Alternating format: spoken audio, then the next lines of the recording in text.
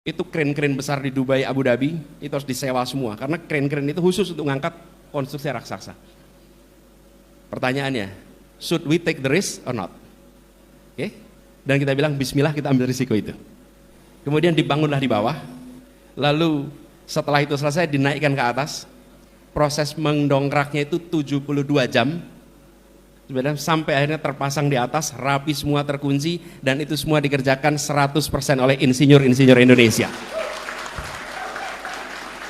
Dan sekarang dunia terkagum-kagum dengan proses pembangunan ini. Kenapa terkagum? Karena mereka nggak pernah mengerjakan begini. Sebesar itu dikerjakan di bawah lalu diangkat ke atas. Kalau diangkat ke atas itu aula banyak yang mengerjakan. Tapi seukuran stadion dengan berat sebesar itu, it's never done here. Dan itu dilakukan oleh anak-anak yang dilahirkan ibu Indonesia, dididik sekolah Indonesia dari universitas-universitas di Indonesia. Jadi saya bilang saya setuju sekali, jangan pernah meremehkan didikan anak bangsa ini. Jangan pernah. Dan buktinya banyak sekali, Selama kita pegang prinsip meritokrasi, we will get the best. Meritokrasi, selama pegang prinsip itu pasti dapat terbaik. Dan kita sudah merasakan di Jakarta. Hari ini kita bangga sekali. Dan kita bisa bilang, gedung yang dibuat sebesar itu tidak satu pun tenaga asing yang terlibat. Semuanya tenaga Indonesia. Nah, Bapak sekalian, ada yang unik ini. Para pekerjanya di sana, itu mereka adalah konten kreator semua, tanpa kita sadari. Siapa? Buruh-buruhnya. Buruh-buruh itu, kalau pada hari-harian itu pada rekaman. Saya sedang ngerjain ini stadion gede, dikirimnya ke kampung halamannya. Jadi mereka saking bangganya mengerjakan proyek ini, mereka membuat konten-konten dikirim ke kampung-kampung halamannya. Mereka bukan yang engineer papan atas, mereka pekerja kasar di bawah. Tapi apa yang terjadi? Itu yang namanya kebanggaan atas sebuah proyek yang dikerjakan anak bangsa. Dan itu menular, bukan hanya yang di atas, semua yang di bawah pun merasa, this is mine, this is ours, ini punya kita. Saya sering ngalamin situasi begini, teman-teman. Rebutan foto, dorong-dorongan, buat betul rebutan. Seperti tadi itu dorong-dorongan. Nanti udah dorong-dorongan rebutan foto itu, selalu akan ada yang bilang gini, cukup, udah. Pak Anies capek. Yang bilang gitu yang udah selfie. Nah, yang udah selfie itu. Nah, bangsa ini sering begitu. Kalau udah makmur, udah cukup. Yang lain nggak usah ikut. Nah itu masalah. Jadi yang di sini jangan nutupin di belakang itu. ITB putih prinsipnya keadilan, betul nggak tuh? Yang saya hormati ketua pengarah nih, Bang Saganda Nainggolan, tepuk tangan buat Saganda. Kemudian Bang Hendri Harmen, ketua panitia. Pak Doktor yang saya hormati Prof Emir, juga Pak Dr. Jahansah Siregar, Pak Darmansyah Hussein. Mana Pak Darmansyah? Siap Pak Darmansyah. Yang saya hormati juga Ketua Komite Olahraga Masyarakat Indonesia, Bapak Denda Alamsyah. Mana Denda Alamsyah? Siap. Kemudian Bang Zukri Saad,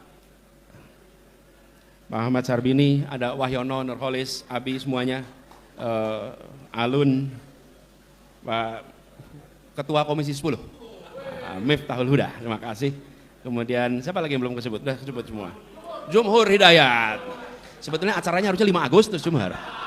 Jadi sekaligus kita peringatan. Assalamualaikum warahmatullahi wabarakatuh. Selamat pagi, salam sejahtera buat semuanya. Terima kasih teman-teman semua. ITB berkumpul, bergerak, dan yang berkumpul bergerak ini istilahnya tadi ITB putih. Kalau ITB putih ini energinya dahsyat nantinya. Jadi harus lebih besar. Senang sekali bisa ketemu lagi, begitu banyak ketemu di sini. Ini kelihatannya generasinya masuknya 80-an kelihatannya ya. 80-an, mungkin ada 70 juga. Ada 70 juga, tapi bilang aja tampilan 80-an, 90-an. 90-an gitu. 2000. Itu kan era-era masuk ITB susah, bukan? Iya kan? Itu masuknya susahnya gak kira-kira. Kita yang di Jogja cuma berani lihat dari jauh gitu. Nggak berani daftar kita. Nggak berani daftar, daripada nanti tercatat pernah ditolak. Kita gak enak tuh. Nggak berani kita daftar. Habis apa? Kalau masuk ITB itu tulisannya besar sekali depan itu. Apa tulisannya? Selamat datang putra putri terbaik bangsa. Betul nggak tuh? Betul kan? Jadi yang ngumpul putra terbaik bangsa gitu.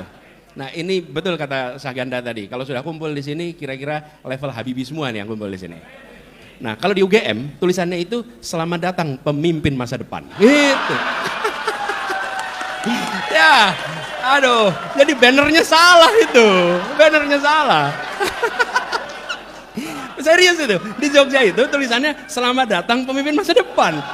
Jadi lain kali ditambahin itu kalimat itu.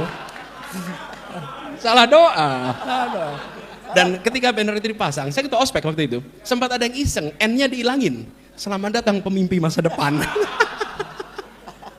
Jadi saya ketika lihat sini, Sadi Saganda cerita, banyak ini mungkin mulai besok ini, selamat datang putra terbaik dan pemimpin masa depan bangsa. Gitu.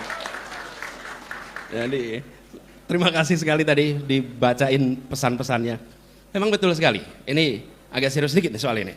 Bahwa kita harus mengembalikan agar ilmu pengetahuan dan metode ilmiah menjadi guidance kita di dalam mengambil keputusan. Karena penghormatan kepada teori itu turun. Dan kalimatnya sederhana, teori. Yang penting prakteknya. Loh, praktek itu pakai teori. Betul tidak? Coba bikin kursi, kakinya diganti 3. Coba aja, nggak ada itu.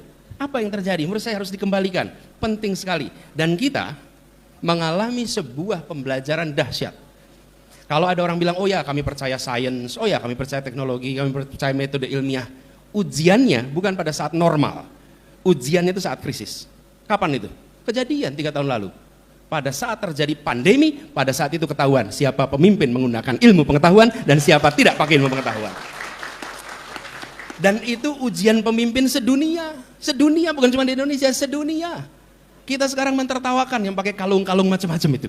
Yang pakai metode-metode macam-macam. Kenapa? Karena mereka menomorduakan sains. Mereka menomorduakan teknologi dan mereka tidak menghargai ilmuwan.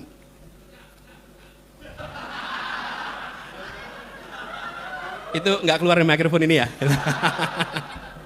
Jadi, saya serius nih.